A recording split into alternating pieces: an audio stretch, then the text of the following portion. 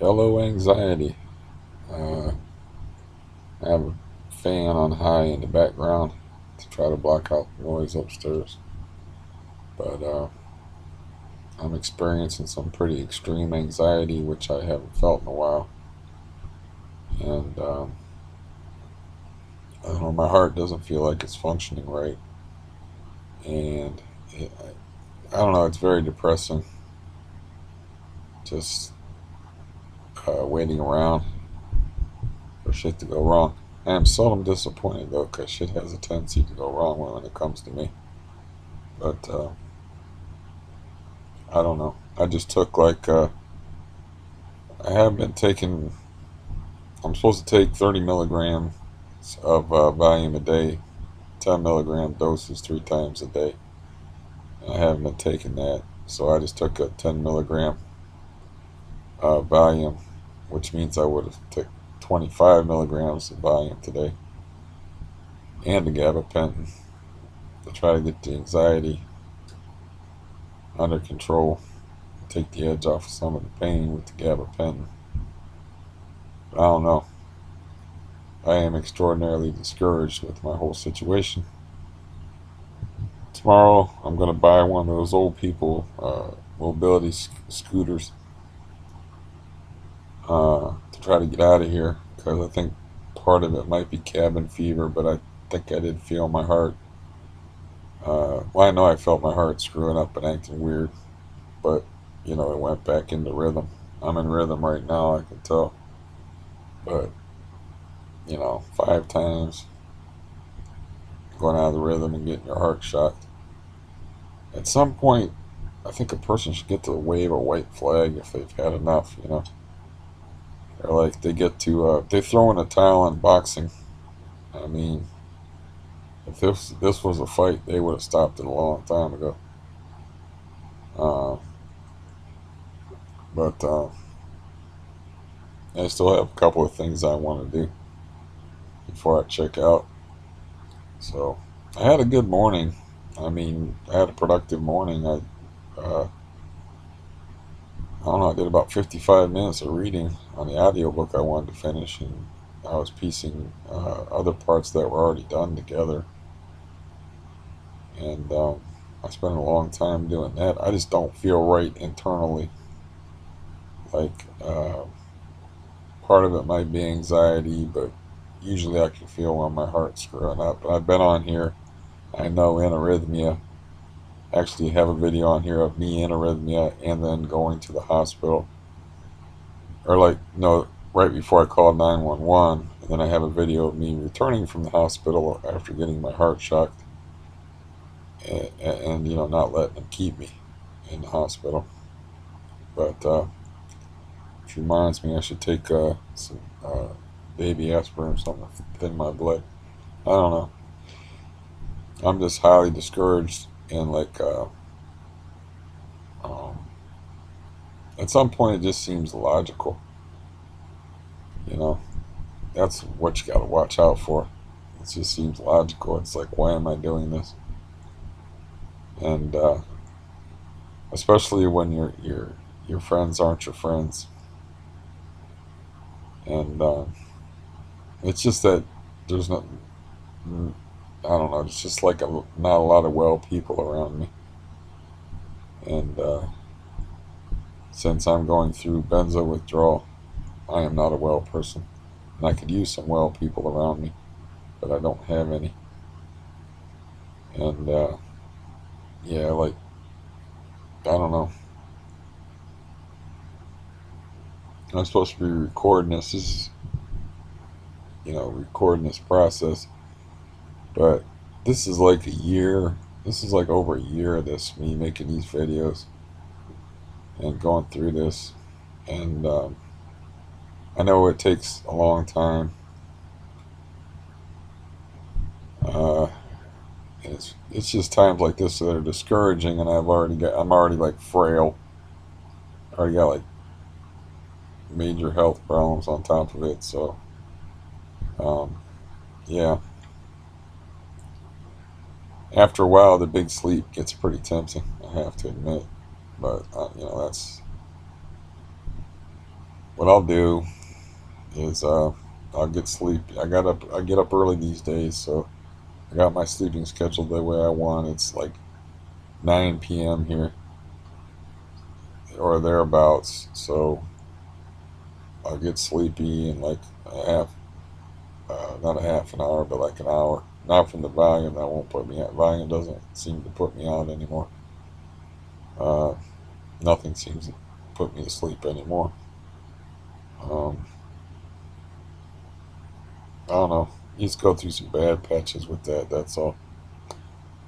While I was doing good, I was telling other people about, think of it like a stock graph where you have peaks and valleys, but you're still moving upward toward a point of wellness. I have to take my own advice and think of this as just like a valley on the way to the top of the mountain.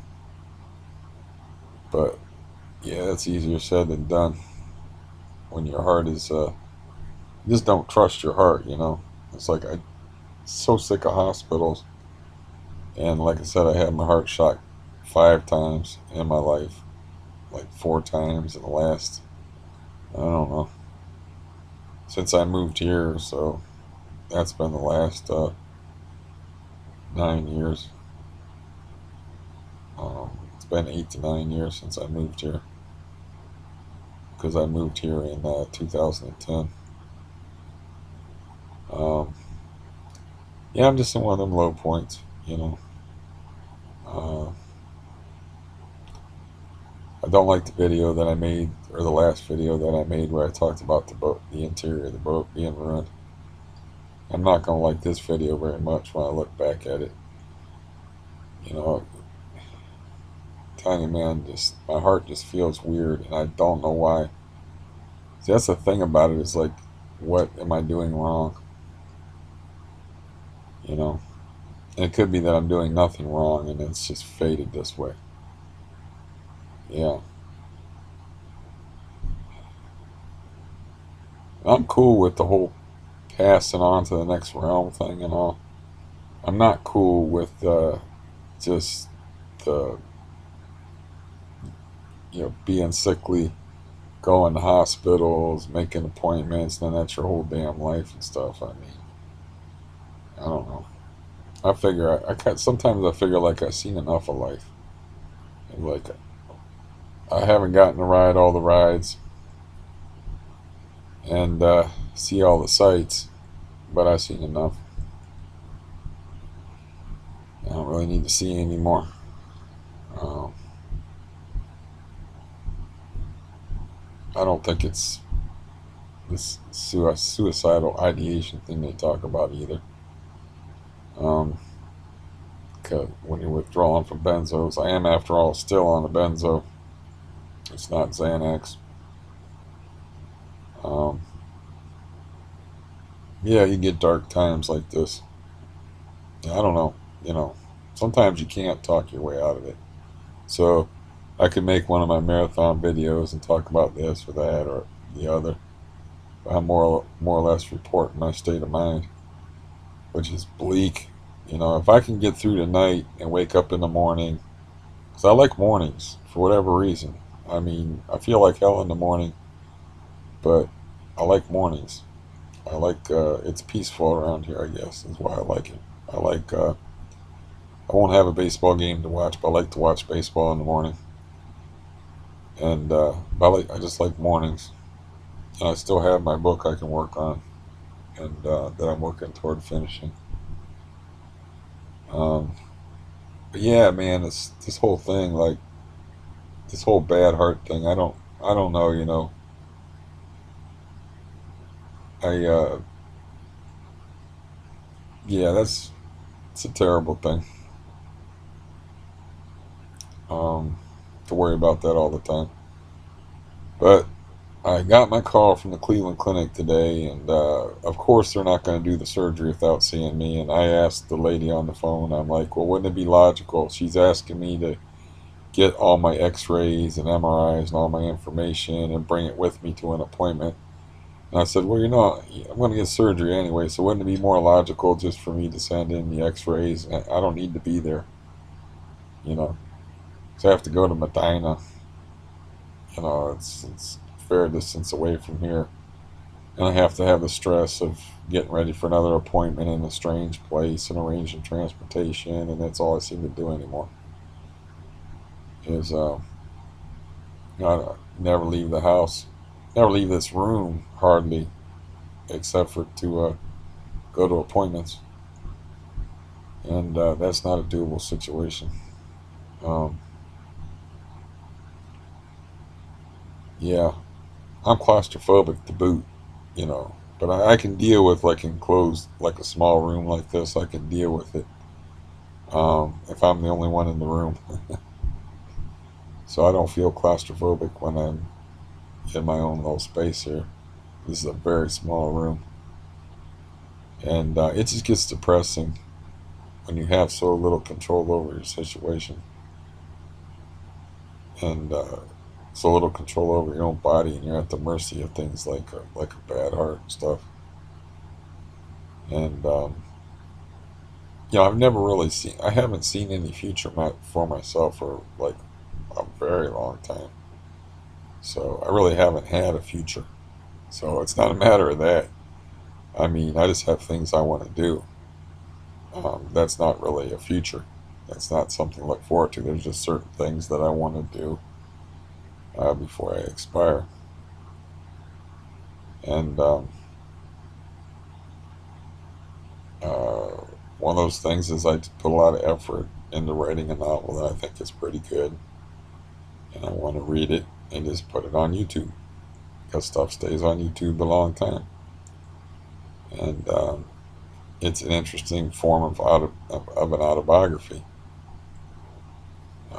because it's a fictionalized autobiography, which is it contains basically all the important events in my life, but and a whole lot of my psychology, but it's woven into fiction. It's fact woven into fiction.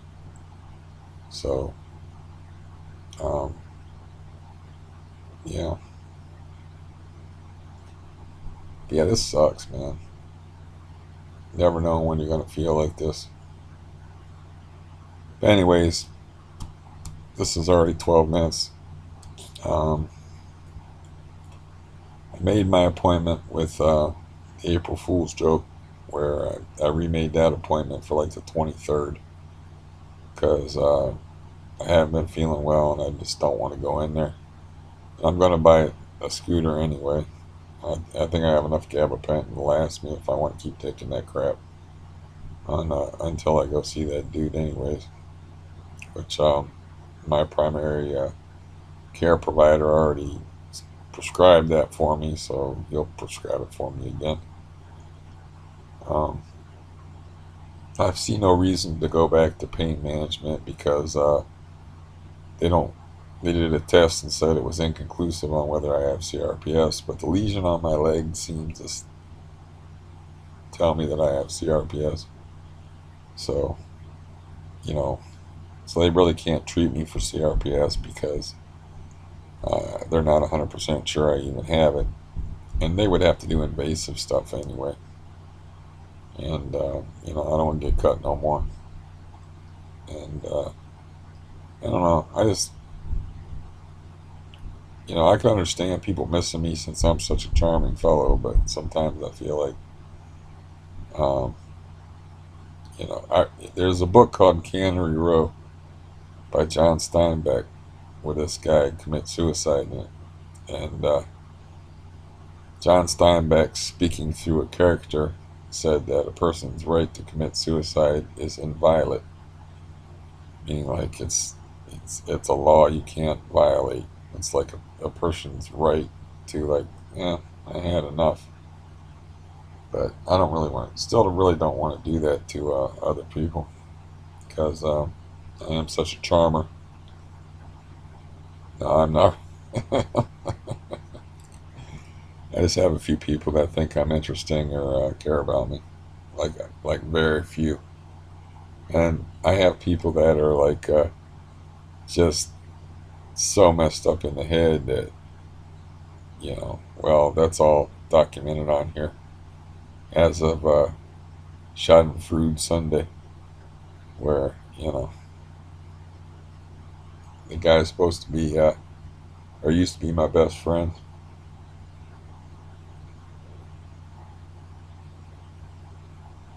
But I've been mentally unwell through large periods of my life. I really didn't get sane. I was pretty much insane, I think, through my 20s. Um, I did not live like a sane person. Um,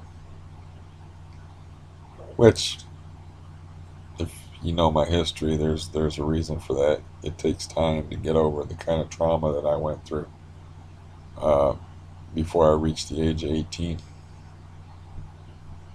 And then finding out you have an incurable pain-generating disease that has uh, that's really hard to live with and has a lot of symptoms to it that are really unpleasant. But yeah, sometimes it's hard to look at the darkness and laugh, and like I can do that, but when I'm sitting here like I was before I started this video, and all I'm thinking about is just waiting for my heart to screw up, because it already screwed up a couple of times. I'm just sitting there and I can feel it. I'm just waiting for it, you know, just thinking, like, I don't want to go to the hospital, man. I don't want to be in the ER, and I don't want to get my heart shocked, and I don't want to go through all this crap. And that's something I never understood. And, I read a lot of books, of course, but I read this other book, and I think it was one of the Lonesome Dove series by Larry McMurtry. But there was a Native American guy in there that couldn't understand why white people like cling to life so hard. He was like, why doesn't he just let his spirit go? He's like, why is he fighting so hard?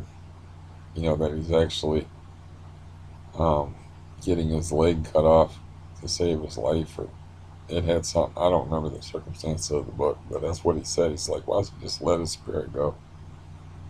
You know, why do people cling so hard to life? Like, my aunt is actually home. The one that I thought that I was gonna die, that was gonna die back in September. She's actually back home, and I guess she can walk up and down stairs. So somehow she fought and made it.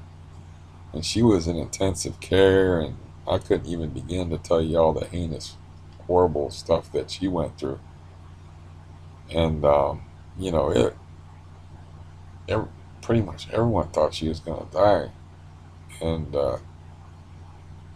she fought back, and she's home now. I don't know how long it'll last, but she caught pneumonia like 3 or 4 times, and she's like 75 years old. She is 75 years old, and she kept going to the nursing home and then going back into intensive care, and she'd catch pneumonia in the nursing home, and this went on since September, and she's finally home now, and yeah, so I don't know if it's like, I don't know what keeps a person fighting like that. I don't know, you know.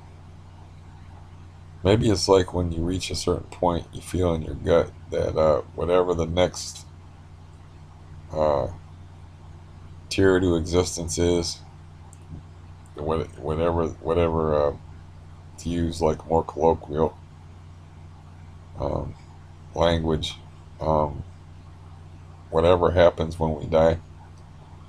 Um, there, I think when sometimes people, that survival instinct in them is so strong, or maybe it's fear. Maybe, I don't know. I don't really have that. So what keeps me going is not really fear. It's I just keep going for other people, and I have a couple of things I want to do. You know, I know that I can just kind of like, well, I had a brother that committed suicide, so I kind of have like a window into that and how that affects people, and I know the effect that that would have. Um, if yeah, that my death would have on other people, just a couple other people. But I don't know. I think about this stuff all the time though with this heart thing. I mean, I just don't know. It's just yeah, I don't know. So yeah, this is like it was like a major anxiety time for me, and this is my last refuge is to try to express and document how I'm feeling. I guess honestly, and yeah, I don't know, man. This even like one this last year. I don't know. I just seem to be a trouble magnet, in general. Even if this last year, you know all the stories by now, and I'm just thinking like all the unbelievable noise in the building today. I'm just thinking like it's just gonna get worse. The weather is gonna get warmer, and that's just gonna get worse. And then tomorrow I'm gonna plunk down like $700 for this scooter. It's like the cheapest scooter on eBay, and then I'm gonna ask my doctor to sign a form that maybe I can get a better quality one. I don't know, but I'm still gonna ask. I'm not gonna tell him that I bought a scooter out of pocket. See if they can finance me something a little better until my knee gets fixed. Um, you know, I can't worry about falling all the time, and I can't take those falls now until I get the surgery on my knee because I don't want to get injured beforehand. So I kind of have to ride around on a old person scooter at 51. It's all very difficult to take, and even if somebody that's as resilient as me and able to laugh at things. That's the thing. The one thing I really can't laugh at is that feeling of not knowing when your life is going to be utterly turned up. I don't mind the feeling of like expiration. I don't like my life being turned upside down, you know, by having to go to hospitals and being stuck in hospitals and stuff, going to ER rooms and all that. You know, that's the thing that I don't like. Death ain't nothing, man. Death ain't nothing to be afraid of. That's easy for me to say because of the life I had, I guess. But yeah, this is 3 days in a row I've been on here, so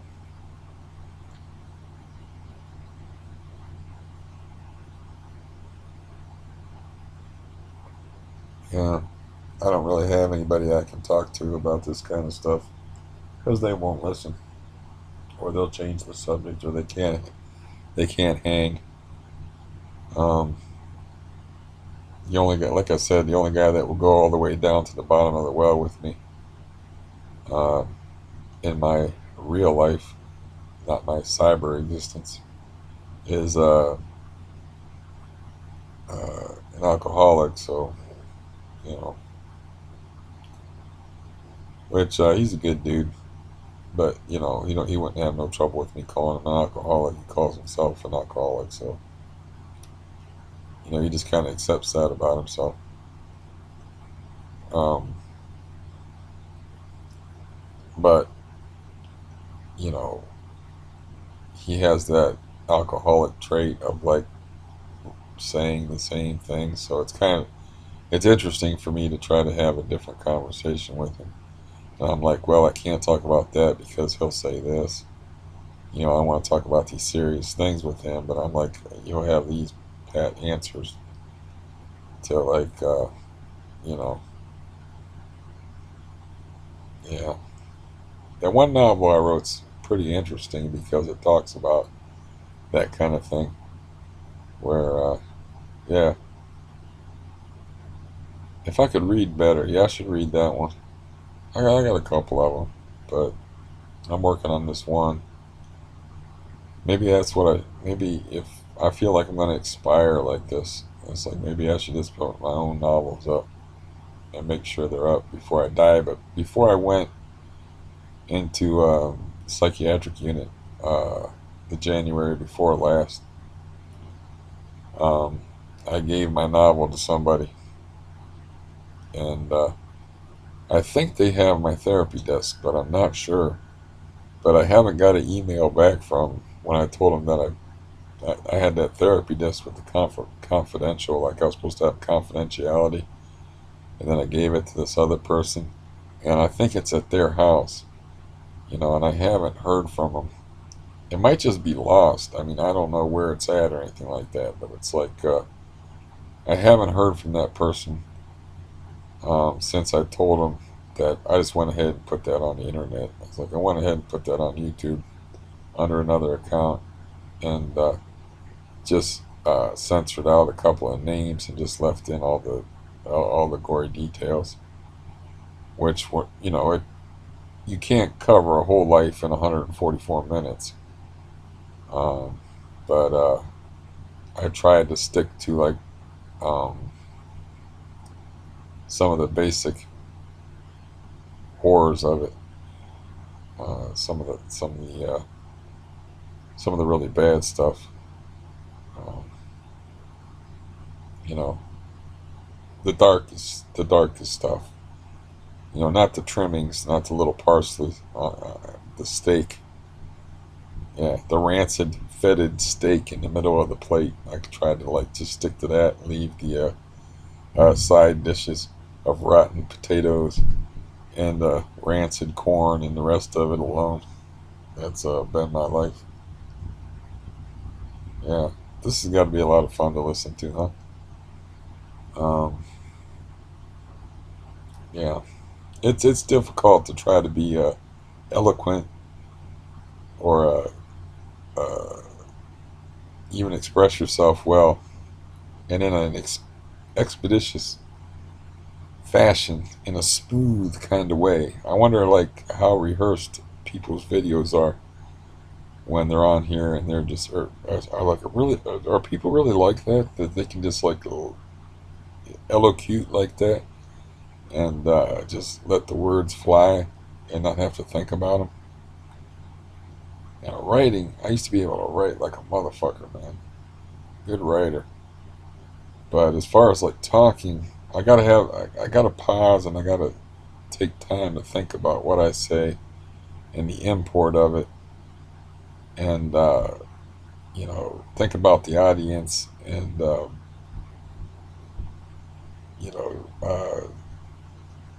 you know, just think about things from all different kind of angles, and you can't do that when you're just talking off the cuff.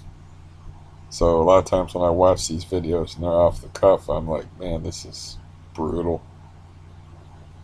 So many pauses. Like if I was listening to this on somebody's, like I have somebody that stammers and has like speech difficulties, like what I just went through right there, and I'm like, sometimes I lose patience. Now I can make excuses for myself, like I'm going through benzo withdrawal and I have heart issues, and I can make all them excuses or whatever, but excuses aren't worth a damn anyway. You know, if you read a book, if you read like George Orwell's 1984, and the dude is dying of tuberculosis while he's writing it, uh, if you were talking to him, you know, that that might be a whole different story. I wonder how well he spoke while he was suffering through that, while writing one of the most famous novels of all time. Because he was literally writing that book 1984 while he was dying. Um, the freaky thing, or the thing that scared me, is like I wrote this novel when I was 30, and it came true. And it was like, I don't even know how to explain that.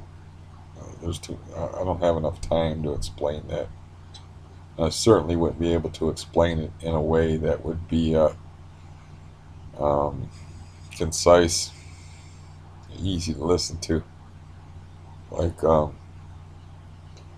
there's some kind of, without being too pretentious, there's some kind of like Jungian, some subconscious thing like that, or like I hit some kind of plane where time didn't really exist.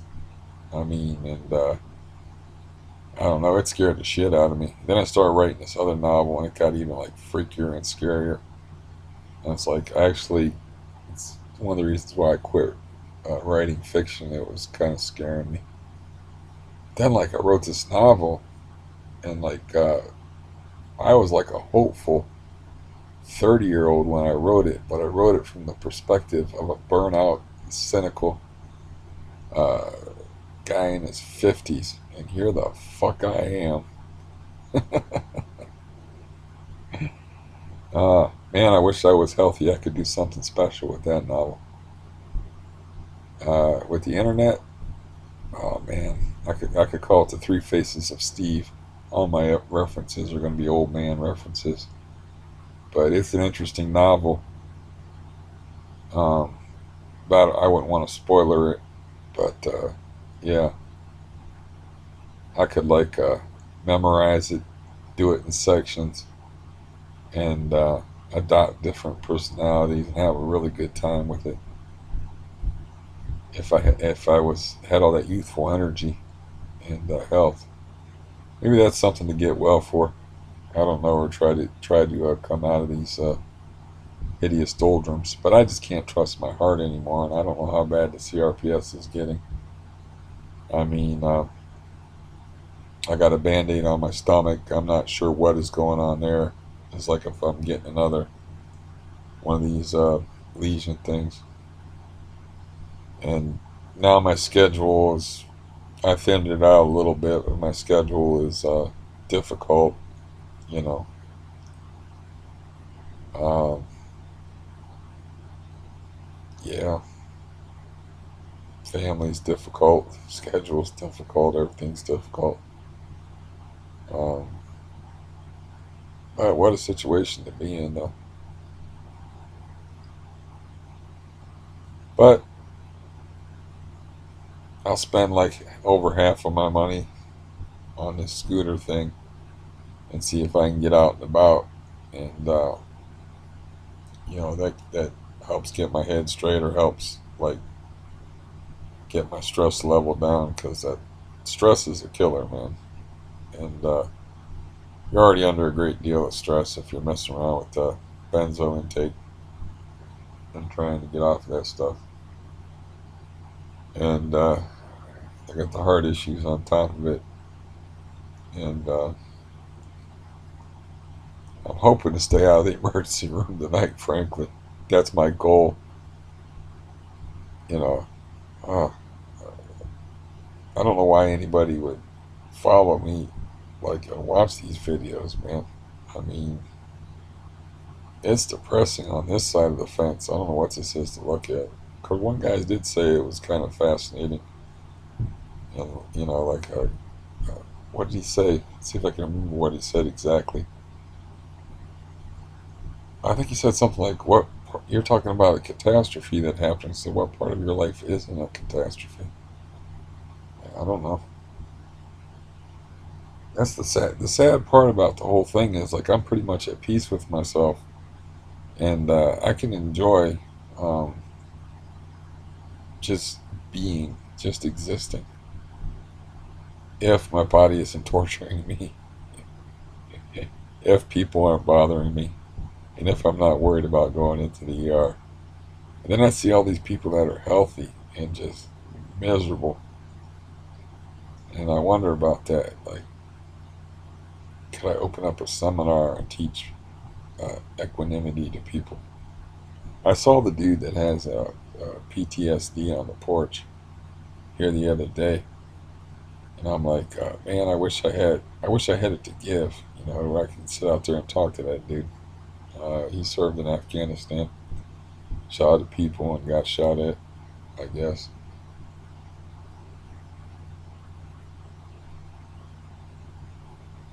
But if you don't have it to give, you don't have it to give, you know. I got retarded situations going on.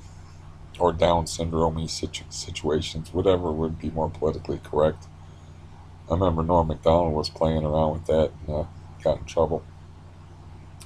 But in back in my day, all retarded actually just like the growth of a plant can be retarded because it's not coming to full flower. So, you could say that my ability as a writer is retarded because it didn't get a chance to flower fully. It got retarded by illness, you know.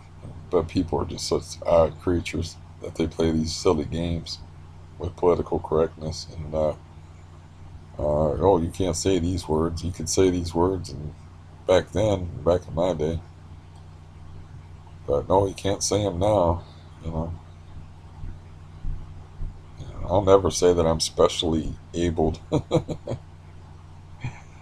um, yeah, I think uh, I think cripple isn't. I remember I had a nephew. They used to, that nephew that I was a father figure to. His mother yelled at me for calling me a cripple, but it was like a term of endearment. And I'm like, well, yeah, I am a cripple. I mean, what's wrong with that word? It's a good, powerful word. George Carlin has a whole rap about that, about the what the I forget how he called it, but just the whole idea of making everything into a euphemism. To take a language and the softening of language. Cripple is, yeah, I'm a cripple, so there's nothing wrong with that. You know, um, what evil connotations? I'm supposed. It's like it's all very silly to me. I don't know what I'm messing with my cane and moving it around for when I'm talking about being a cripple. Uh, yeah, yeah. Maybe the volume will kick in that I just took, and I'll go to sleep, and I wake up, and my heart will be okay. And I won't wake up at 2 a.m. That's the thing, man. Is like I've done it a couple of times. You go to sleep and you wake up at 2 a.m. in arrhythmia and have to call an ambulance, take you to the damn hospital. It's like I wonder, man. It's like I had nothing when I was healthy, when I was in my 20s and out of my head, where I had like a resting heart rate of 60. I could lift 40. I could work out with 48-pound dumbbells when I weighed like 100. I only weighed like 150 to 160 pounds, and had like beautiful head of hair, but what was underneath the hair was messed up. And but I had nothing. I had no money. Now I have like resources. I have peace of mind. I have all the things that uh, I didn't have when I was young and handsome and full of hair and full of vim and vinegar and all that stuff. And I have all that now, but I don't have health. And that's what leads me to believe that if you don't have health, you don't have much. And like that's the most important thing is physical and mental health. I didn't have mental health when I was younger, but I had better physical health. Still had CRPS, but it didn't hold me back much. It just meant that I wasn't going to be running around. I couldn't run. I could do everything else, but I couldn't run. I could like get on my hands and knees and scrub my all the stuff I would like to do now. Scrub my refrigerator out. I could, I could chop wood. All right. I remember my dad yelling at me for chopping wood. That's enough now. He was getting nervous about me chopping wood, and I just kept chopping wood and ignored him. I had an axe. He didn't have nothing to say about it unless he wanted to come out there with a gun. So, yeah. And it's a funny thing the way those memories come floating up. I don't know what, I don't know what that's about, but they float up and just in random order. Um, yeah, this is another 40-minute waste of people's time. Just me struggling through. Um, Emotions that probably some people can relate to, but yeah, I've had like an unusual existence. I mean, to feel your own heartbeat, man, like I'm feeling it now. I took my pulse. My pulse was 90, so it's not over 100. I mean, that's where you start to worry. Is if you're just laying around, your pulse rate shoots up over 100. That's when you start to think bad, think you're having a panic attack or anxiety attack or whatever. I just felt my heart skipping around and acting weird, and I don't know, man. This is sort of like dying publicly. It's weird. It's a strange age, especially to someone of, I always talk about myself like I'm an old person, but it just seems that way. I think once you reach like, well, maybe it's just that I don't keep up with the culture. I don't know, but all my references, like the Three Faces of Steve, so of course references to a movie, The Three Faces of Eve. That there was a movie that I watched when I was a kid that scared the shit out of me. That was called Sybil, about split personalities and stuff. But I think the original movie like that was called The Three Faces of Eve. So that's like, as a personal joke to myself, like I could call my novel The Three Faces of Steve, uh, because of the way it's written. Very proud of that twisted little book, though. Um, yeah, yeah. This anxiety stuff is just awful. It's like it's funny because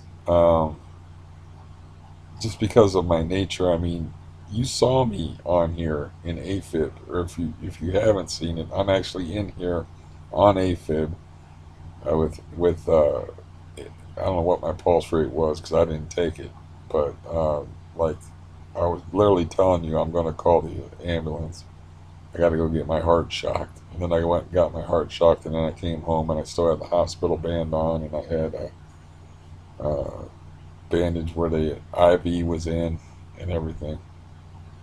And so, you know, I imagine people watching this are like, yeah, you seem real anxious, dude. But this is just the way I am. I'm just an odd individual who's had a very odd life, you know. I can be, I was calm when I had a 203 heartbeat and AFib. I was actually calm. There's my heart's doing weird stuff now. Um, yeah, and they were like, "You got a 203 pulse rate, man. You need to settle down, man." And they were trying to tell me I had an anxiety attack and stuff. So I was like, "No, you don't understand. I'm calm. It's my heart is not functioning right. I am calm. I am relaxed, and it's yeah. I know having a heart attack hurts like a bitch because my dad had heart attacks, and yeah, they hurt like a bitch, and they're terrible. I never had a heart attack. Uh, this AFib thing is just weird.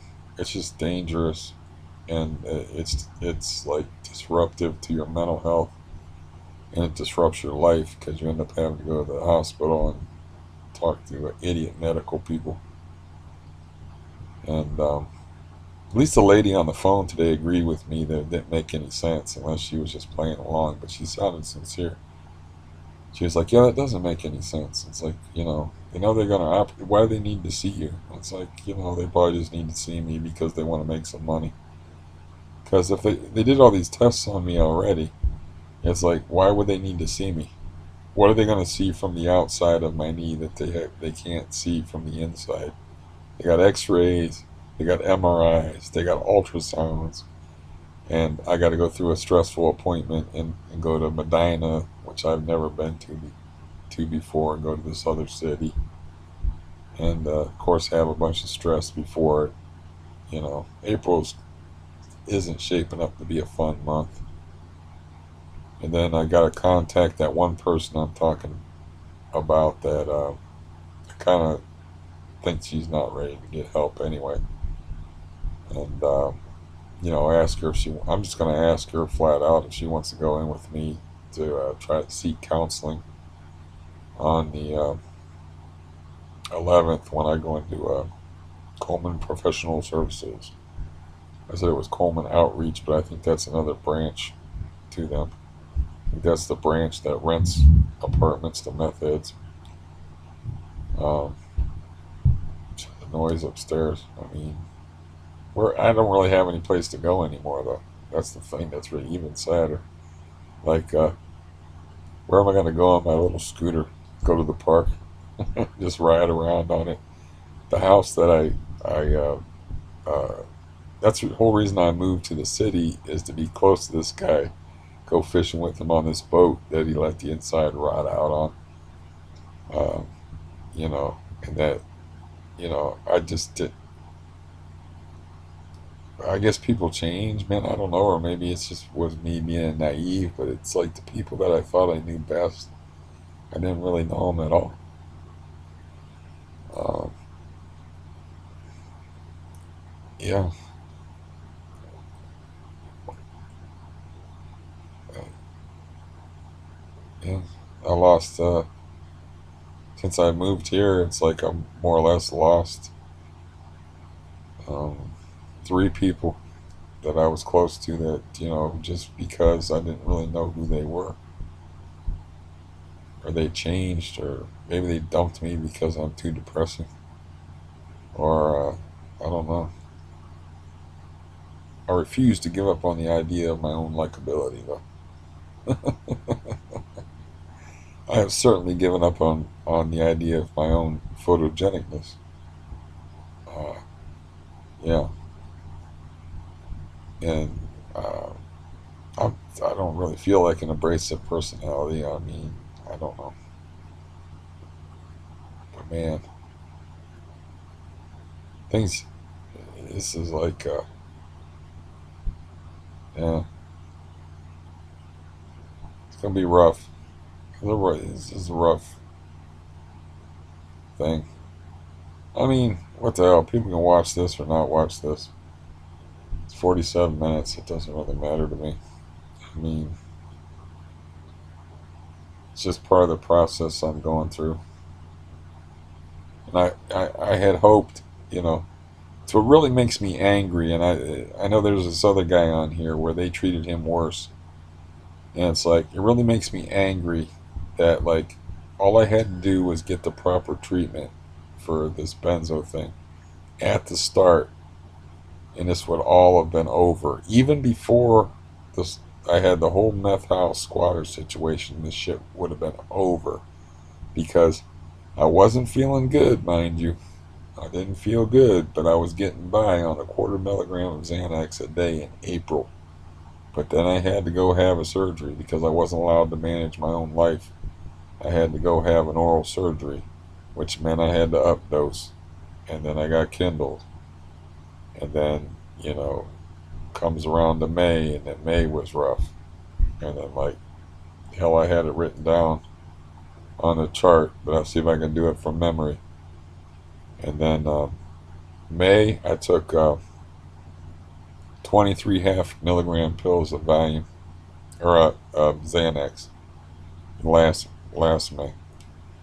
And then June, just 14 half milligram pills.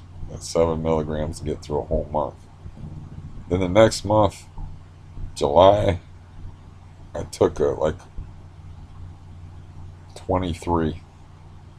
August, I lost a piece of August, so I estimated that I kept climbing up as the situation got worse and worse.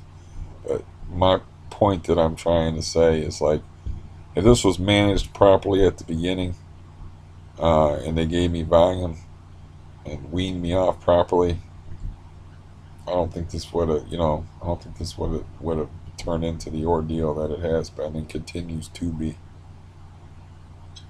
Um, I didn't really have anybody to help me out. You know, when you get that sick, when you get that like those withdrawal symptoms and stuff, you're really not.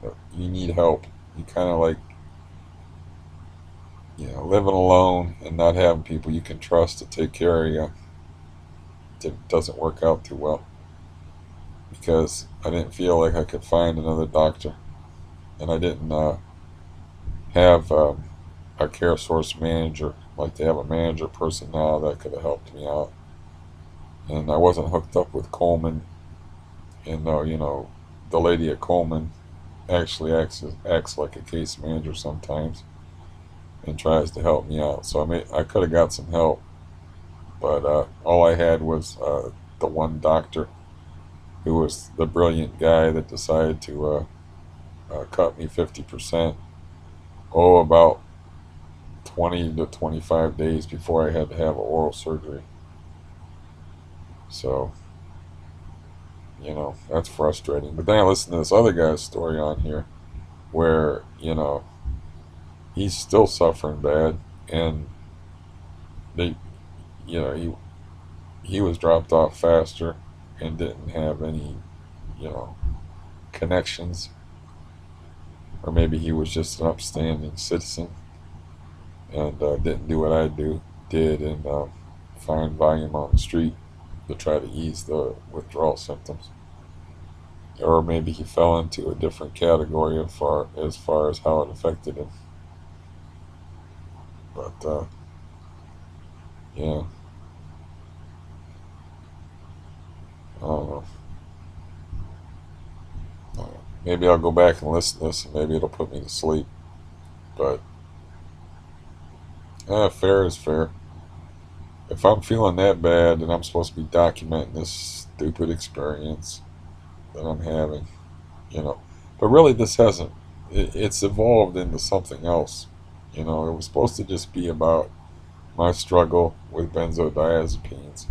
But because I'm such a trouble magnet, my life is such a train wreck, it's like it's turned into something else. You know, I got this knee thing that went out of control in the last year of this benzo withdrawal period. You know, and then I have dealing with criminals and idiot landlords, and then you know being rejected by family members, and then uh, the nonsense with the boat on Sunday, where you know that's supposed to be your friend, and you know your friend, yeah, you're finding out things about people you'd rather not know, and you know it this has kind of turned into something else. In other words, like it started out like that was my intention, was I was like, okay, I'll just document this benzo thing, and it'll be like a couple of 2 to 3 months, and it'll be like something uplifting for people. I like to talk anyway, and it just turned into this like my life. It just turned into like this major struggle where every fucking thing in my life just went bad. Even after I worked my ass off to get rid of the meth trade and to get the squatters out of here, my idiot landlord moves in these people upstairs, and I swear to God that I would pay to have that place above me empty. And I know I said that before many videos ago, but I meant it. It's like I would have rented that space open upstairs and just kept it empty rather than have what's living up there now. Just because of the constant noise. I don't know. Anybody that's watching this is probably going through benzo withdrawal and can imagine, you know, it almost sounds like stuff's being dragged across the floor half the time. There's people stomping around. There isn't a whole lot of fighting and loud voices, but I can hear some dialogue. I got the fan on in the background to try to block out some of the noise. And it's just like a crazy shitload of noise. And complaining's just not going to do it. You know, it's just, I'm just not up to it. Uh, as far as like doing the necessary work, it was hard to get actual crack dealers and meth dealers out of here. I had to complain and complain and complain to my landlord before I got anything done about that. The hood people, they were having out and drag down knockout fights on the porch in front of the whole neighborhood, and it took complaint after complaint after complaint to finally get rid of them. And it's like, so I'm just not up to it, because it's not going to be like, it's supposed to be like a three strike and you're out policy here. Like, if you get three complaints, you're out. But this guy doesn't operate under those rules that it says are the rules, especially when that's guaranteed money coming in upstairs. So, uh, yeah, I'll consider this a victory if I can like get through the night without ending up in the emergency room.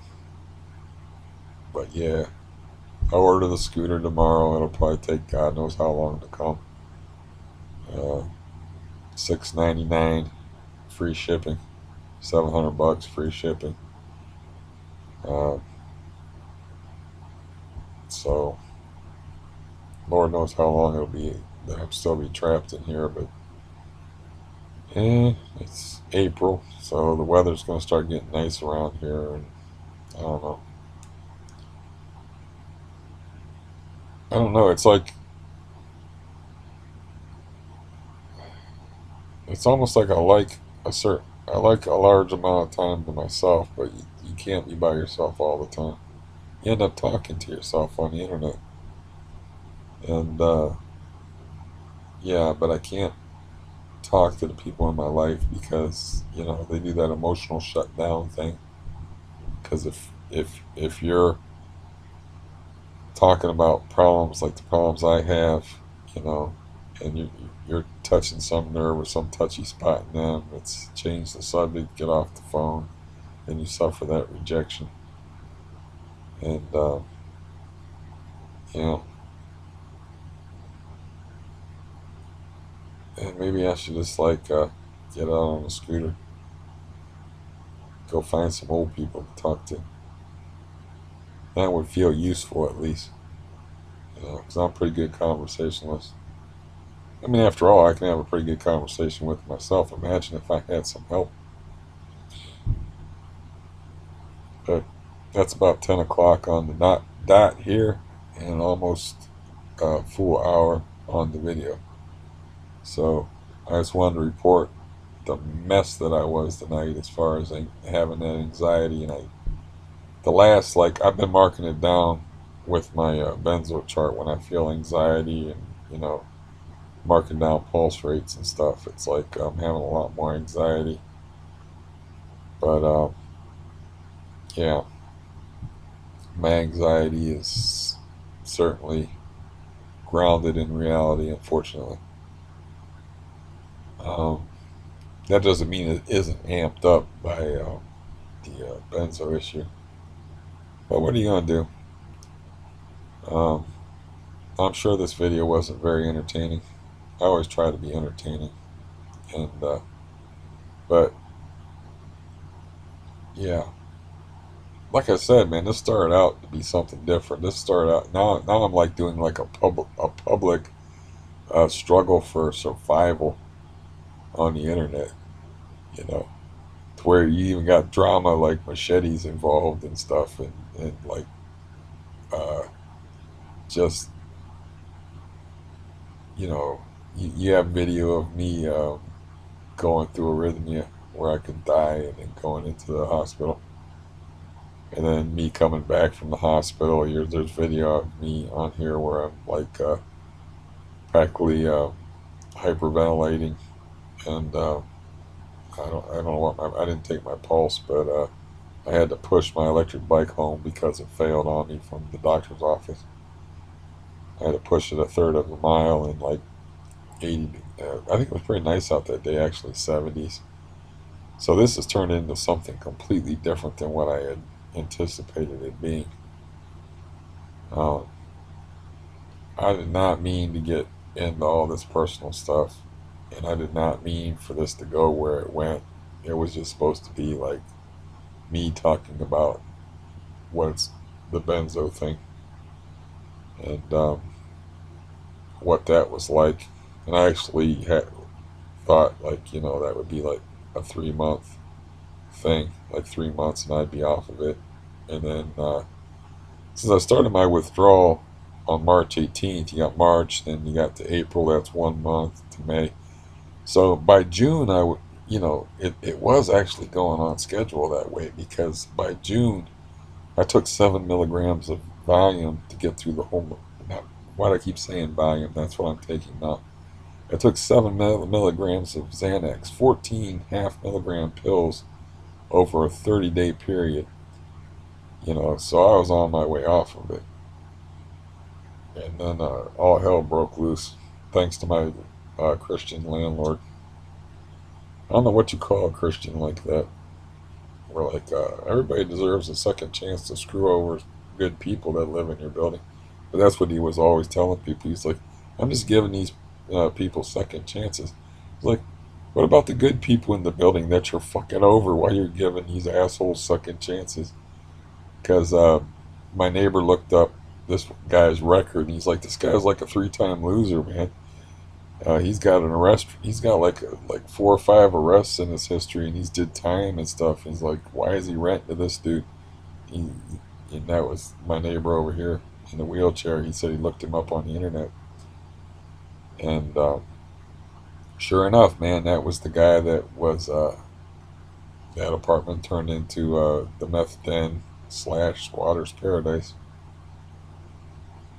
And this guy, boy, he's a nice Christian fellow, let me tell you. He's got my back real good.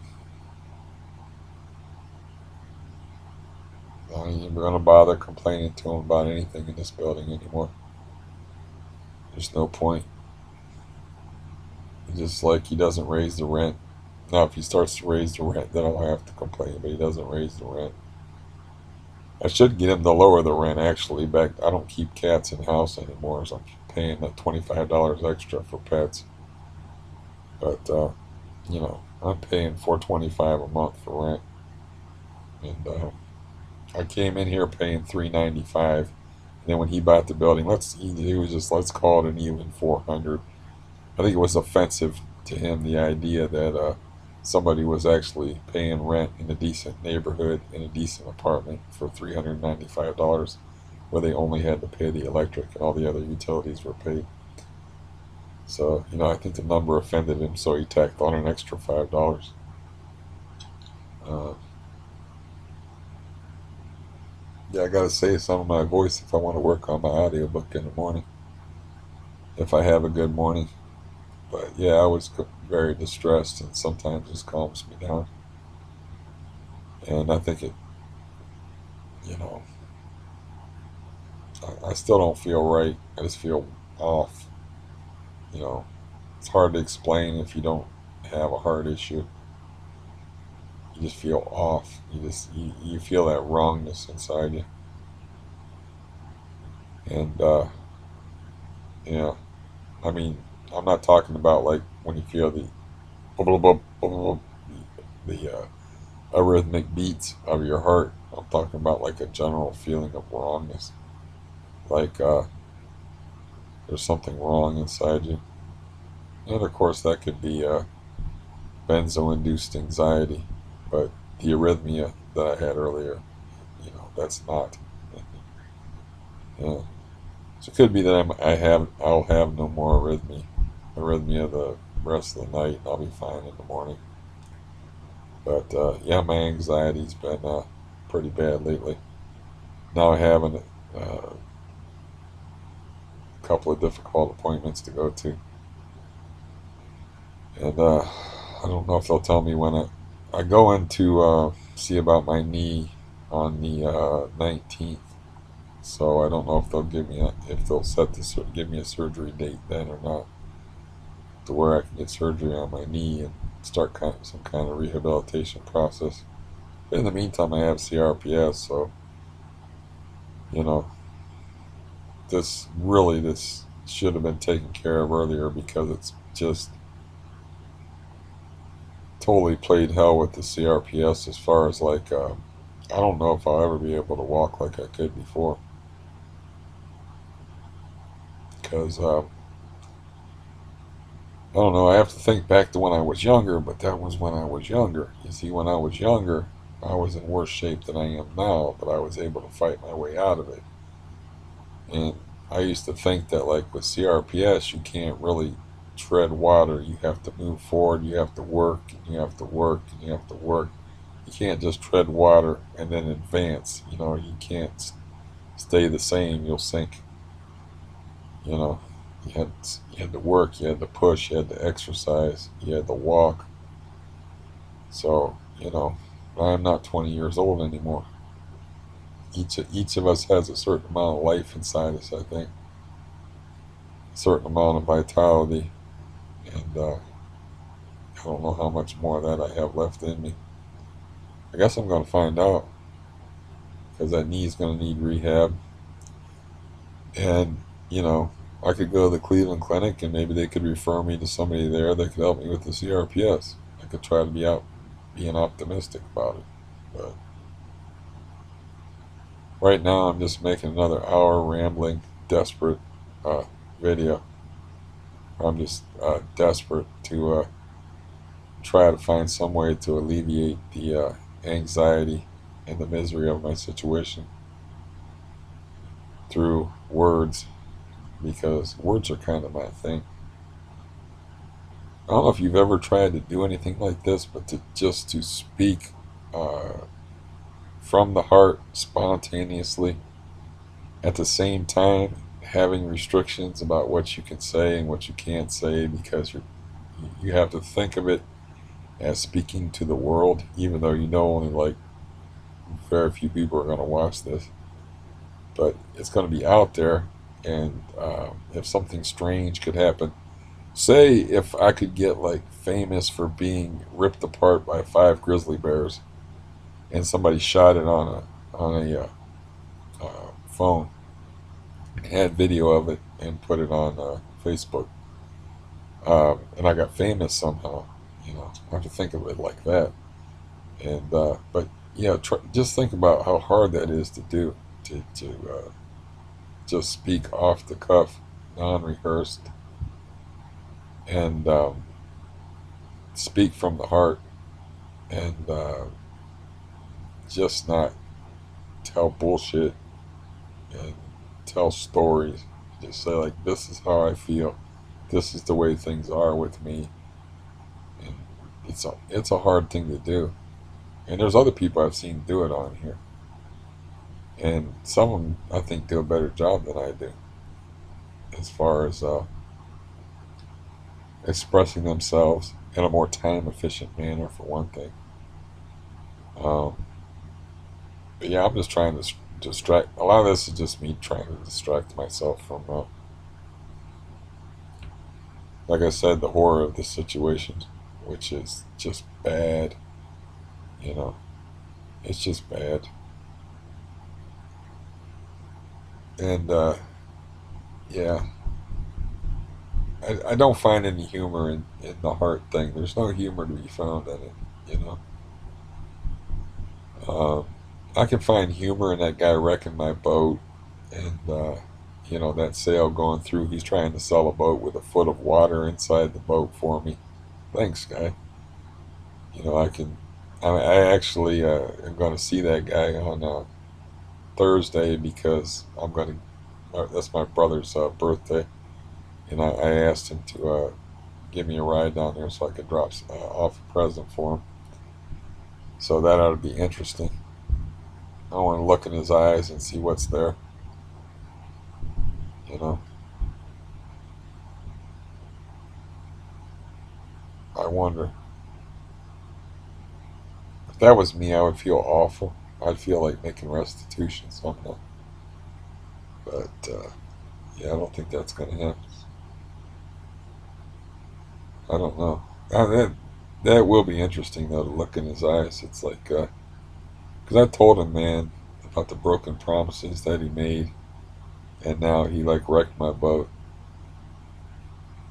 without my permission, more or less.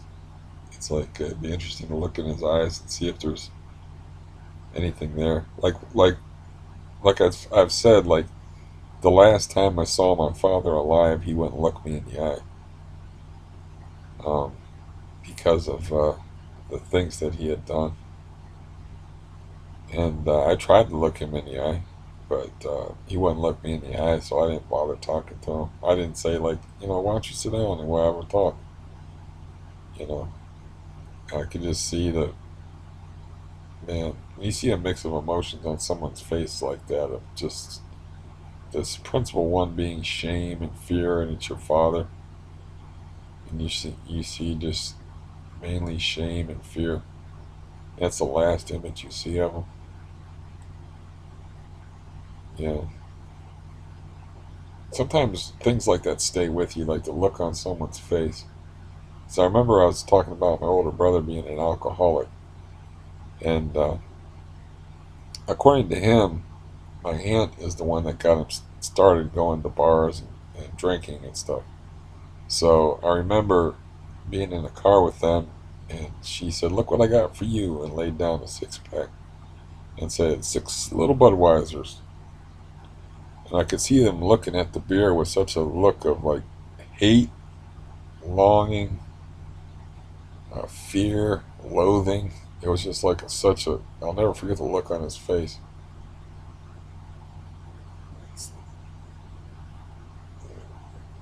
Just the look, yeah, just look, the look on his face and look on my father's face. And the last time I see with my sister, the falling out that we had, I didn't see her face. At least last time I saw her face was she was asking me for $60 at the dentist while I was in the chair with my mouth open, and I reached in my pocket and gave it to her. And of course, I never saw that $60 again. That would have been nice, a nice gesture. But yeah, a nice what would you call that? A nice peace offering. Peace offering. Here's the $60 that you gave me when we were in the dentist. Thank you for that. And then you get on here and you start talking about stuff like this, and it just sounds like you're bad mouthing people when it's the truth. Because you're like the other person's not there to defend themselves. Um, you know, but yeah, that's another face, another window into a soul that I'm going to have to look into in 2 days when I look into that person, the boat guy's face, and look in his eyes and see what's there. So I'm not going to forget the look on the face of my father. The last time I saw him before he died, and the look on the face of my brother. Um, when he looked at he was sober, and he looked at that 6 pack, the way he looked at it. It's like I was always scared to death of addiction and physical dependence. It's like that's what's so ironic about me getting hooked on like one of the worst maybe the worst substance, who knows, Xanax, just by accident, just by being careless. Because I was in cars with people lighting up crack pipes. You know, I saw I can't I saw family members snorting cocaine off of glass mirrors and shit. I seen all that shit go down, and I've never wanted any part of it. Um, yeah, I've never was around when somebody was sticking a needle in their arm. I've never been around that. I've been around people smoking crack. I've been around people doing lines of coke and smoking hash, which I don't even know what that's. It's just marijuana oil, I think. I don't think that's a big deal. I don't know. Starting to feel that volume kick in now.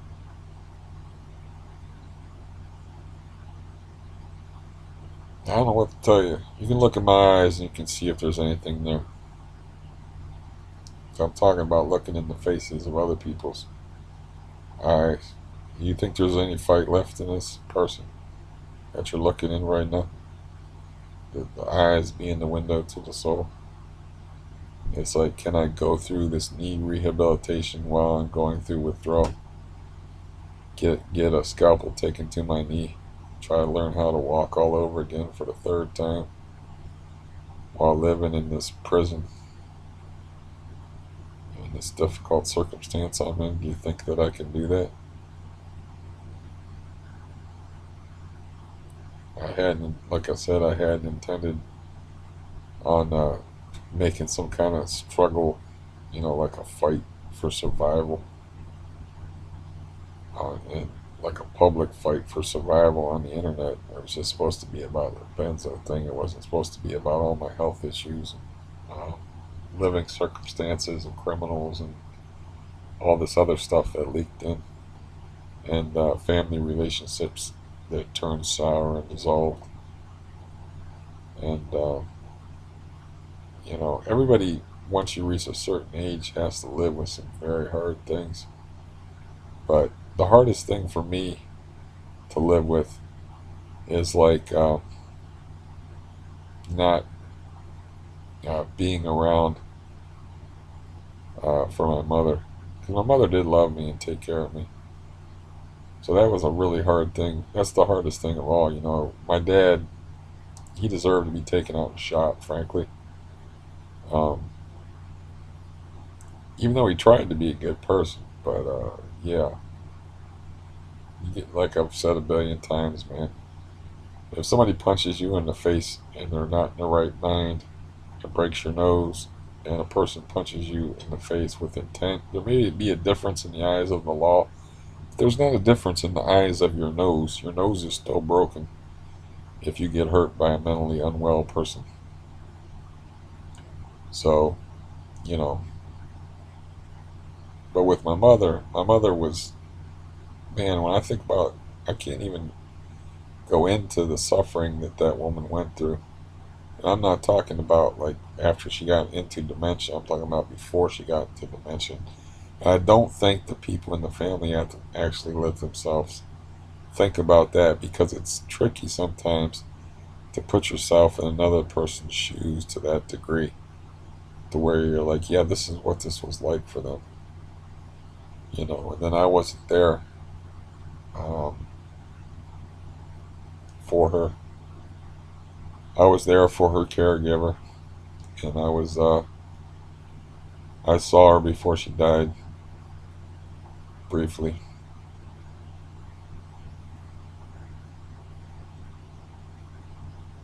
But yeah, since I hadn't talked to my father for 13 years, they were kind of a package deal. And me and my mother really never had like a phone relationship. I'd just come over and visit her, and we didn't really click on the phone very much. She always said she never knew what to say to me or what to talk about. And yeah, you can't go back and redo. You can go back, you can think about those things, but you can't go back and there's no starting over. You can't go back and like fix things. The past is the past. You just have to kind of live with it. And but I don't know. I can't help but feel like I I could have done things better. That I fucked up in some way, and then I could have done things better than I did. I could have like, you can't fix a situation like that, but I could have like helped helped her, done something to make it easier for her, like just you know kind of do what I did for that one person, where I was like, look, they had like issues with their parent. I was like, you owe your parent less than I owed my father. And I told my father, I don't owe you anything, because he was acting like I did. You know, like I owed him explanations and stuff. And like, I don't owe you anything. You know, um, or I could do that. Like I could have maybe like did that for my mother in a different way and said that like none of this is your fault. You know, you made a couple of bad decisions, and I'm getting way too personal now. That's that damn gabapentin stuff. It's like true serum to me. Mix it with Valium. Now I mixed it with 15 milligrams of Valium, so that's bad. But yeah, my therapist acted like that was a big deal. That I told her like, listen, everything that's good about me, I owe to you. It's like that all comes from you. And I told her that over the phone. And then she told my sister that I had said that, so I guess it meant something to her. Yeah, but that's a pretty freaking paltry thing, you know. Now I'm making myself sad thinking about that. And it's like it's just stuff you have to live with.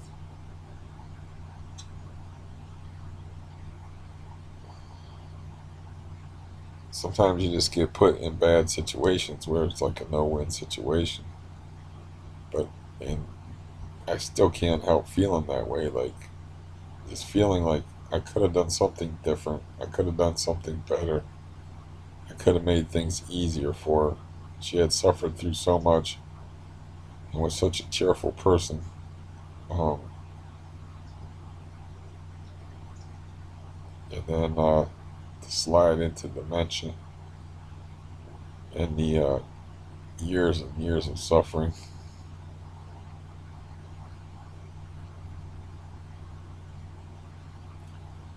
Dark, man. Dark.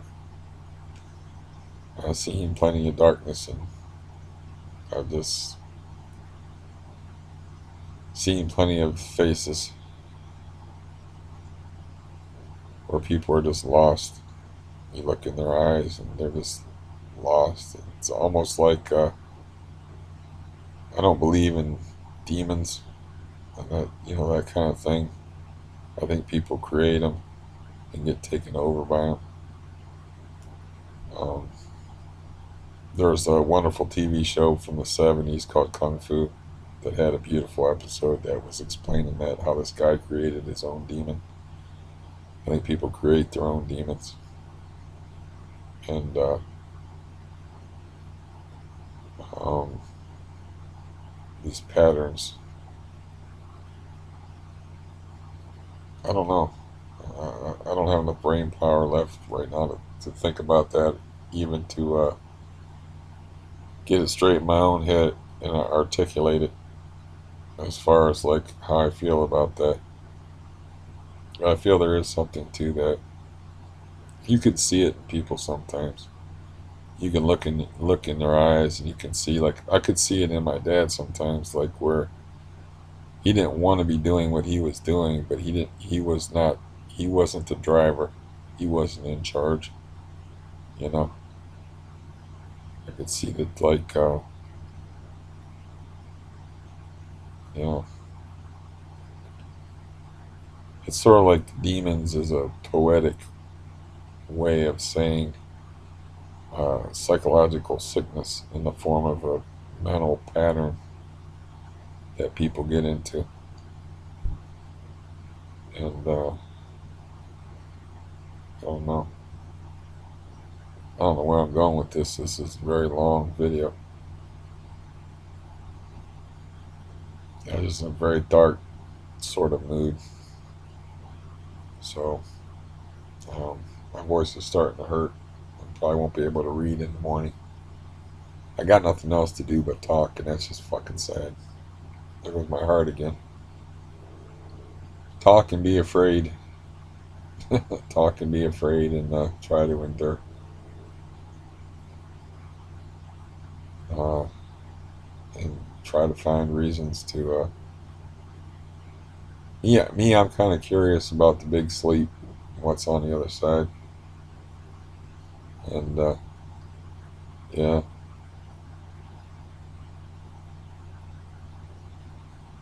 I don't even know if you could see in my eyes because I took my glasses off and my eyes, my vision is so bad uh, that I couldn't see what's in there myself. I don't know. Sometimes there's things inside people they don't even know about themselves, and they find that out about themselves. That's supposed to be what life is about, I think. Finding out about who you are, what's inside you. And I don't know, the first time I had a gun held to my head, I had no idea that I was going to be a tough guy. I've always thought of myself as a chicken, but I was more like a tough guy. I'm like, you're not going to shoot me. Guy's got a gun to my head. Actually, a kid. And I'm like, you're not going to shoot me. I'm not going to give you my fishing rod. Just some damn kid put a gun to my head. And I was like, I don't know where that came from.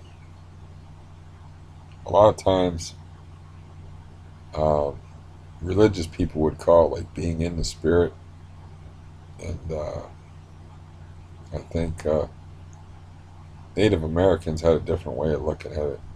They always looked at insane people, so-called insane people, as communing with the spirits or being in the spirit world, uh, or walking in spirit time. But like the thing with that machete, like I told somebody that that was going to happen ahead of time. I was like, look, I am past the point. I'm like, it's in God's hands now. You know, I was like, I am past the point of rationality with this situation. I was like, whatever happens, it's going to happen. And yeah, that brought it all to a head, though. That got the police involved. I didn't have to kill nobody. I turned white as a ghost because I knew that, I'm wielding a deadly weapon against drug addled people that were a lot younger and stronger than me, and that they call your bluff, and they can take you in a fight, and you have a weapon. You kind of have to use the weapon or get hurt. So, you know, I get like that. I don't know. But I did tell somebody that ahead of time. I said, man, it's going to be in God's hands. And, you know, you could say that I was speaking poetically, but what I meant is it was out of my hands. It's like I'm not going to be in charge. It's not going to be me making the decisions. And you get in those situations like we have a gun held to your head, or, you know, then you find out like maybe there is something else to all this. It's like, because where did that come from? It's really not me. I'm kind of a pussycat, man. I'm not like that at all. And then, you know, you find out. I wonder about that stuff though, because I've been in situations like where dangerous situations where the outcome could be death, and I've been calm in those situations. Even while I was, even while I had that machete, there was some part of me that was cool. Some part of me that was thinking, this bitch is crazy. Huh, that's like 120 or an hour and 30 minutes of drug addled rambling. I'm just trying to figure out life like the rest of y'all, man. Trying, like I said, I never meant to like have this public fight for survival, but now I'm kind of stuck in it. I'm kind of stuck. This is kind of my outlet. Uh, this is like I don't really have anything else. I guess the last refuge of a sinner is to talk to himself on the internet, because in hope somebody's listening. I don't know, man.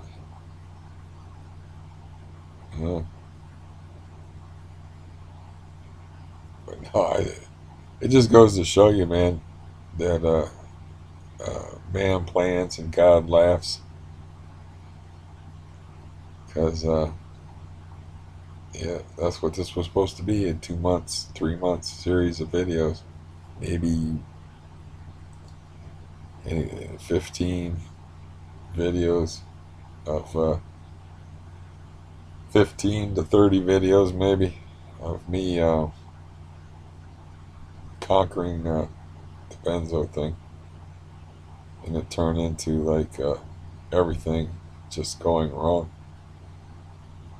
Turned into videos about poop water coming through the ceiling, 8-foot holes in the wall, elephants walking above me, trapped in a 10 by 15 room, uh, cortisone injections in the knee, misdiagnoses, diagnoses, and just like it turned into a public struggle for survival, insanity, and finding and will really finding the will to keep going in the face of all this nonsense. And even though I have nothing in my past that tells me that there's going to be some kind of light at the end of the tunnel, to just keep going like some kind of robot, just keep going and marching along, left, right, just keep moving ahead and see what'll happen. And like I can't. I wish I could tell you about that, but I can't. But yeah, I told somebody, man, if you want out, I have enough of. I researched did the actual research, but I said, man, I got enough stuff here to kill 2 people on a horse. If you want, if you want to go out. So I'm gonna keep fighting and keep trying because I have things I want to do. I have people that care about me, even though they're not all there, and I want to. I just don't want to give up yet. I, I I talked about this in like my therapy disc. It's like there's no way in hell, considering my past, that whatever future I'm going to have is somehow going to make up for the past. That was my mistake.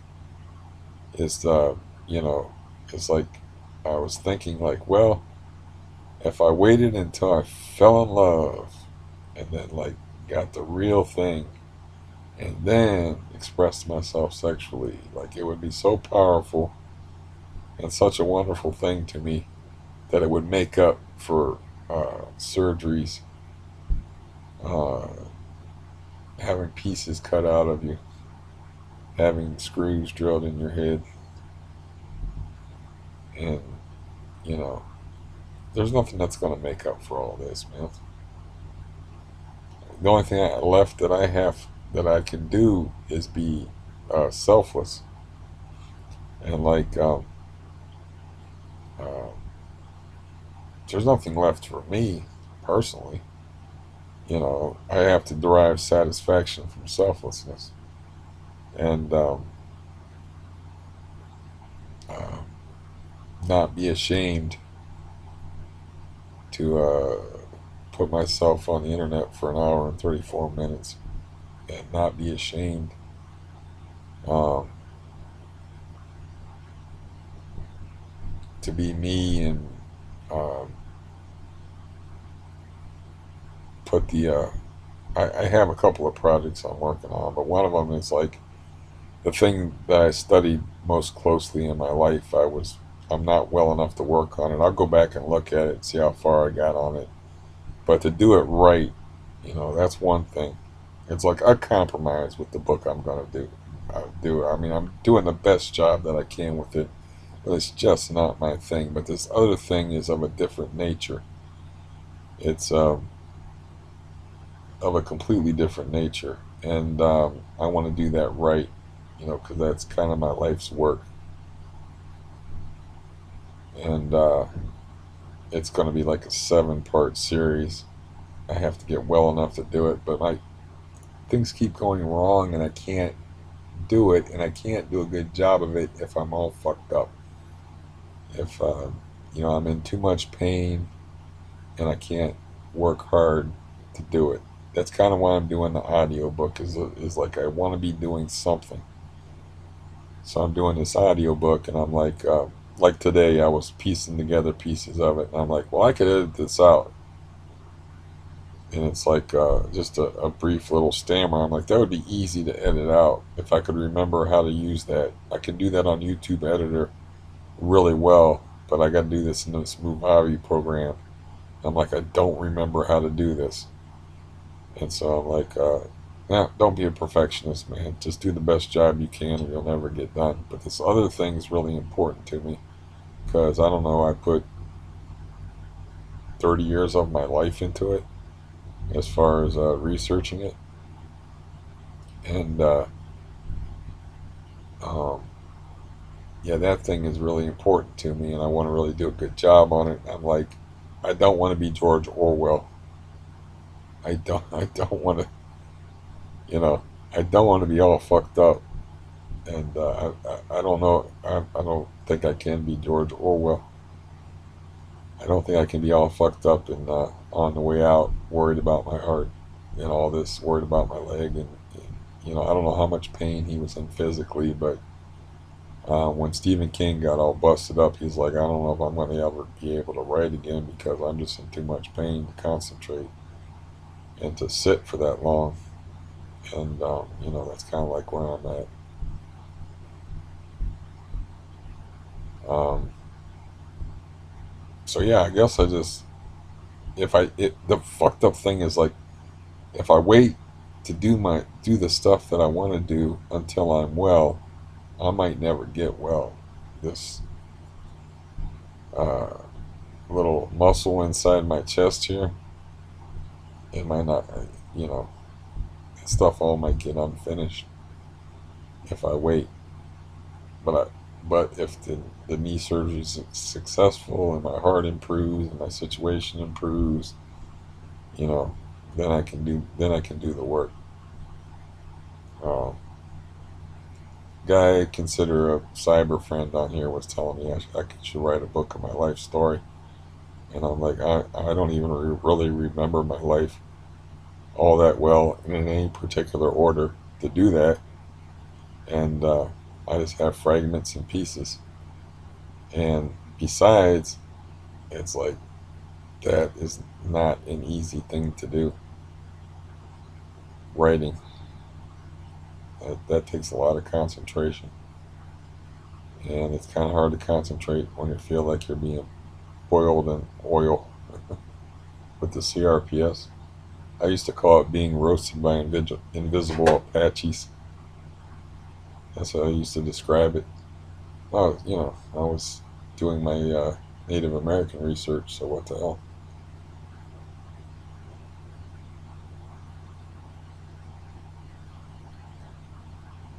So yeah, I don't know. I might have to just assume that I'll never get better and pull a George Orwell and just do the best I can. He did pretty good, but he had tuberculosis. I don't know how much physical pain is involved in that. I don't know much about tuberculosis besides that it affects your lungs. Um, I think it tubers. A tuber is a potato. It's a growth, so it's probably like growth inside your lungs or something like that. So I don't know. It doesn't sound like a whole lot of fun, but maybe I'll have to do it that way and blast through this last Algonquin book and then just do my book and just do the best job that I can do. And then if I maybe do that, then if I get well and take it down and do a better job of it. But I don't know. The funny thing about writing for me was, is like when I wrote the book, I had all that ambitions. I was 30 years old. I was fairly healthy, just in stage 1 CRPS. I could walk for miles, bike for miles. I could lift 40 pound plus dumbbells, and wasn't in a great deal of pain, so I had all kind of ambition. So I started out writing the novel thinking, rich. I was thinking riches and bitches. I was thinking like, yeah, man, I'm gonna write this novel and I'm gonna be somebody, man. And then, a woman is gonna find me desirable despite my physical condition because he's gonna be like, this guy is a writer. He is somebody, But then once I wrote the book, it actually satisfied me to the point where it was good enough. I didn't really, I just found it satisfying just to be able to do it because I knew that a lot of people couldn't do that. And I was like, I don't know. It's hard to unless you're like an artist or you're into art or something like that. It's hard to explain. I didn't need any money for it. I didn't need any recognition. The only reason I ever showed it to anybody was like, look, this is neat. I made this. I never like cared if it was published. But now that I'm possibly on the way out, I mean, let's be realistic. I'm possibly on the way out. It's like it's time for me to say, hey, check this out. This is neat. You might like this. And I left a copy of it with somebody, but I don't even know if they read it. I don't know. But I did leave a copy of it with somebody in case I died. And so it could. That's the thing about books, man. I was thinking of going back and revisiting William Golding, Lord of the Flies, work of genius. It's like if it's a good book, people can enjoy it for centuries. Maybe not centuries. I mean, I don't know if people still read Dickens, but man, I was never a big Dickens fan.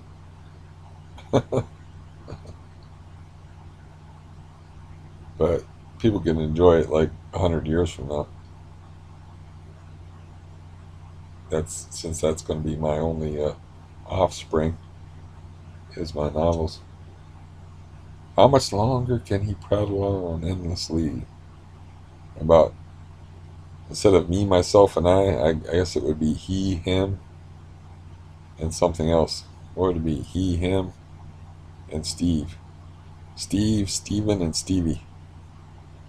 How much longer can this guy babble about himself? He probably just to avoid, just to keep my mind going and avoid thinking about the reality that I'm stuck in, probably until I got laryngitis and couldn't talk anymore. I'm going to end it here. I mean, yeah, I don't know. Just like the anxiety and stuff like that I had, and the fear, and just the desperation and misery and stuff. I mean, you got to express that stuff some way. So, I never imagined it would be this way. Kind of a private person, and now I'm not anymore. How odd is that? The only reason why I ever got on the internet and made a video is because of that Danish kid with Asperger's. He was saying, "How can you call yourself a writer if you've never been published?" And I'm like, "Are you telling me like when I don't? I'll just use a obvious example. When Stephen King wrote the book Carrie, his first novel, he wasn't a writer when he had took the manuscript in and gave it to him. He was only a writer after they published it. So yeah, that's how I can call myself a writer." And I said, "I'll tell you what, if you want to criticize me um, for that kind of thing, you ought to actually have access to something that I wrote before you can say that I can't call myself a writer." So that's the first time that I put myself on the internet, is I did a horrible version of a Big Time Player. which is a short story that I wrote, and that's the only reason why I ever put myself on the internet was for this because this kid kept saying that I shouldn't be calling myself a writer, and then the CRPS video that I made under One Pork Frog One, where I'm wearing the socks on my hands and I'm all messed up in that video, and I'm all angry and shit, and it's a very short 17-minute video. Uh, wow, there's a big raccoon fight outside my window. That's spooky. Got a lot of raccoons around here. Uh, anyways, yeah. So those were the early videos that I made. Um, yeah, I think that's how it came about. And then I found it amusing. I made like a couple videos, and I was like, "Oh, this is kind of amusing." Just talking about yourself, and I found it funny. But that was like how I was. That was like 2013, I think. It was the first time I put myself on the internet. 2013 or 2012, and so that's 7 years ago. That would have made me 44. So yeah, it's before then, a fairly private person, and now like some kind of like a public figure to maybe 4 dozen people. How odd. How odd indeed. But again, uh, you never know what life has in store for you. Could be that I go into the Cleveland Clinic, get that knee operated on, and they refer me to somebody there that knows something about CRPS. Maybe I get some physical therapy. Maybe it's going to turn out to be a good experience for me. As horrible as that knee hurts right now. So you never know how things are going to turn out. And you never know about yourself. Because I never knew that I could be on the internet talking for an hour and 47 minutes and not really give a damn and not feel too self-conscious about it. Um, like I said, the only reason I ever got on the internet is because I just wanted this guy was gonna my I used to just call him Q because he was Danish and he had like a Danish word for his handle on YouTube, so I just called him Q.